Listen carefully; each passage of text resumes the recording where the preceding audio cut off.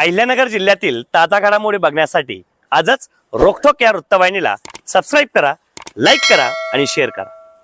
तुम्हाला देखील पुढे पडला असेल तर यातून मी या सभेच्या दरम्यान आणि वयाचे घेण्याच्या प्रसंगी प्रयत्न एका घटनेने मी तुम्हाला एकच सांगेल, वेळेचा उपयोग कसा करायचा। त्यांच्या गेल्याने मीठभट्टीच्या परिसरातून आगारातून ते 2 व्हीलर या ठिकाणी आले, त्याबद्दल त्यांच्या टाळ्याच्या कडकडाचं आपण स्वागत करावं।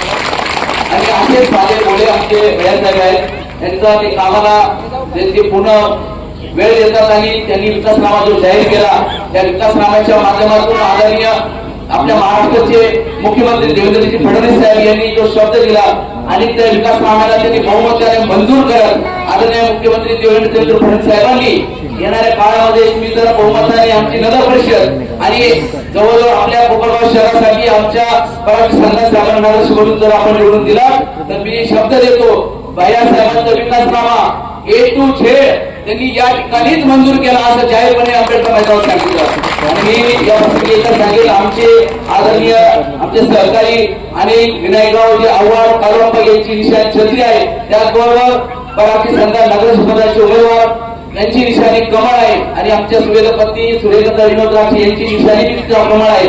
आणि कमळांचा जे डेमो तुम्हाला दाखवण्यात आलेला आहे, आमचे तरुण आपले सर्व काही घरोघरी जाऊन जो डेमो दाखवत आहे थोडा तुम्हाला गोंधळात पाडण्यासारखा असेल, परंतु आपण 2011-16 देखील असंच मतदान केलेलं आहे आणि अतिशय सुंदर पद्धतीने आपण व्यवस्थित समजून घ्यावं। आणि कमळ 2 कमळ आणि 1 छत्री, 1 जवानी 1 मनात तुम्ही त्या ठिकाणी बटन दाबून आणि या विकासाचं पर्वत तुम्ही या ठिकाणी कोपरगाव शहरात उभारावं अशी मी या ठिकाणी मी ग्वाही देतो, आपल्याकडे अपेक्षा व्यक्त करतो।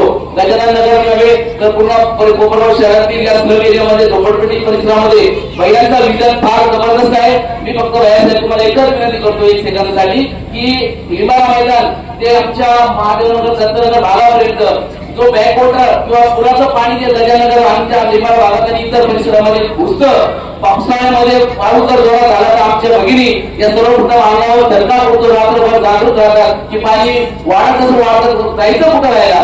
तर या बॅकवॉटर साठी तुम्ही जो तुमच्या विकासनामामध्ये कोणाचीही अपेक्षा व कोणीही तुमच्या समोर विषय न टाकता तुम्ही नदी संवर्धनाच्या माध्यमातून जी भिंत उभारण्यासाठी तो मनोदय व विकासनाम्यामध्ये तुम्ही विषय आणलाय त्याबद्दल मी तुमचं कौतुक आणि आभार व्यक्त करतो।